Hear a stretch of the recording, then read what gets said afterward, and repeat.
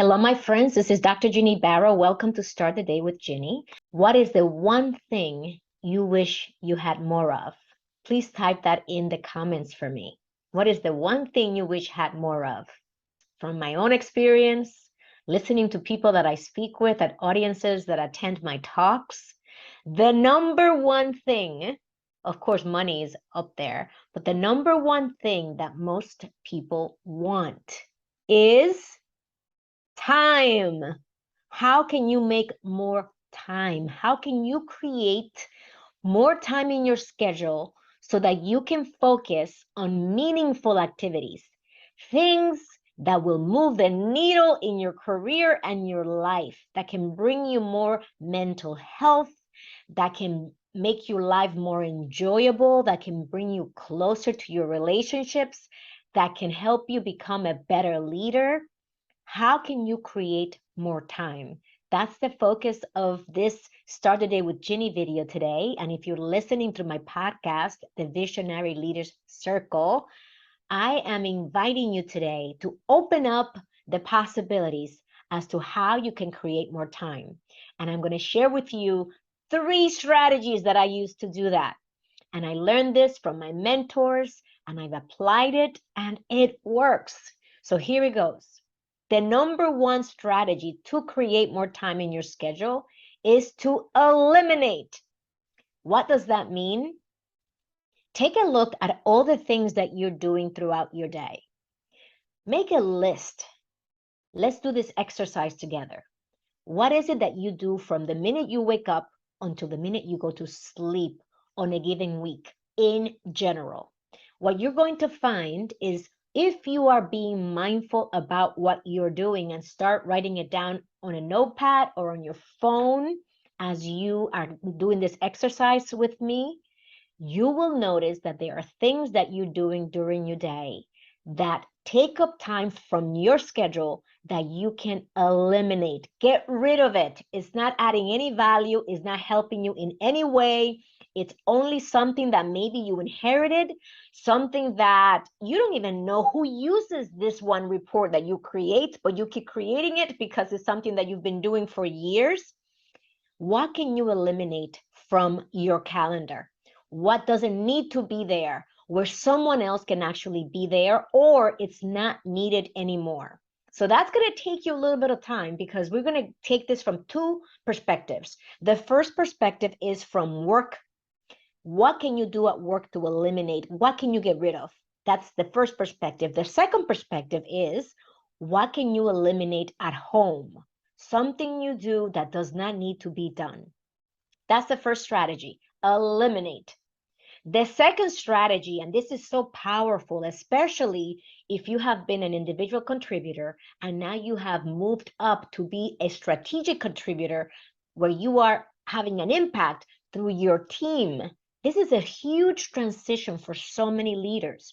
We get so stuck in feeling comfortable in what we've been doing all these years that had made us successful by delivering everything ourselves, that now that we've been elevated to be leaders and to help our teams advance and grow, remove the obstacles in front of them so you can scale yourself, use your knowledge, now we find ourselves stuck because we want to go back to doing the thing that we've been doing all these years. And instead, I am inviting you to delegate. Delegating is the second strategy that will help you create more time in your schedule so you can do more meaningful things in your life. Focus on activities that move the needle in your career and in your life. So what can you delegate? This is very powerful. For me, this was a struggle because I can do everything that I'm supposed to do in my business. But this is not the best use of my time if I am doing activities that my assistant, Michelle, can support me in doing. So in other words, I can do an agreement. I can do a DocuSign. Of course, we are all capable. We can do this.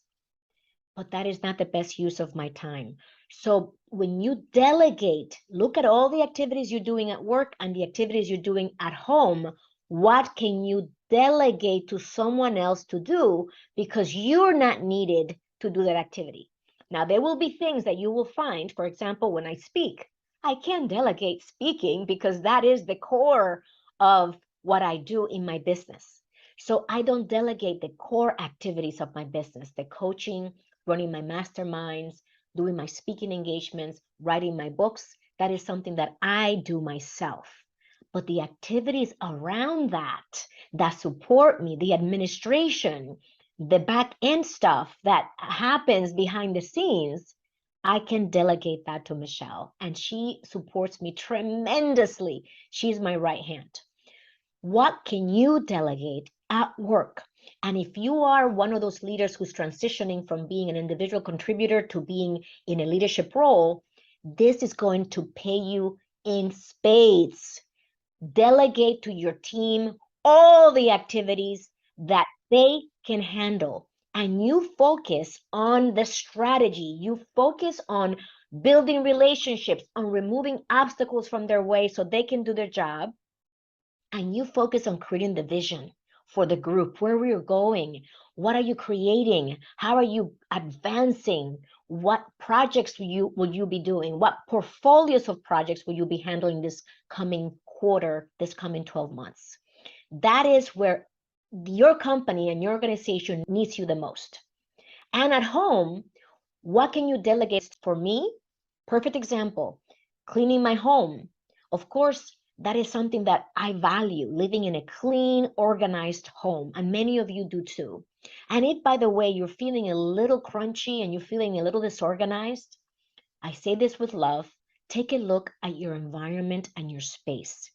If you are the type of person who has everything all over the place, this is a kind invitation to invite someone to support you in keeping your house in order and organized and clean. Because when we have a space that brings us peace, we feel peaceful inside. So if you are feeling any type of, I am just all over the place, and you look at your environment and it is disorganized and all over the place, that feeling of feeling disorganized is going to perpetuate. So to prevent that from continuing to happen, let's make a shift. Let's seek support and delegate the cleaning and organizing of our home to a professional who can come into your house weekly by weekly and help you with the cleaning. This will be amazing for you, and it will buy you hours if you are the person who's currently cleaning your home every week and every 2 weeks. I do that, and in between, I actually maintain my house. I clean my sinks, I clean my toilets. Yes, I clean my toilets in between the visits from my cleaning lady. So that is how we delegate, so we can create more space in our schedule. And then I use that extra time to do activities that I enjoy much more, like biking and hiking and reading and doing my yoga or my meditation, or curling up on the couch and watching a movie. This is something you deserve too. And sometimes we feel guilty when we do those things, but that is part of my self-care. So delegating at home gives me more time to be with my son, with my family, with friends, and to self-care more. And the very last strategy that I want to share with you today is automate. In my business, automation has been key. What does that mean? Rely on different systems that can support you, that are automated, so you don't have to take care of something manually every single month. So at work, what can you and the team automate so that you're not repeating this rote thing you do every single quarter, and instead you can rely on a type of system that can help you send out emails that have a specific message every quarter, or help you create something that is currently being done manually that can be done automatically. Talk to your technology group, talk about the things that are daunting, that take a lot of time, and sit down with them about what can we automate that I'm currently doing. That will support you in your business to create more time. On the personal side, what can you automate? I'll give you the perfect example of that. Billing. So I use my bank and I use my online banking feature. And with that feature, I can automate that my bills get paid automatically. How is that a good thing? Well, I don't have to sit down for every single bill that I have to make and write a check by hand.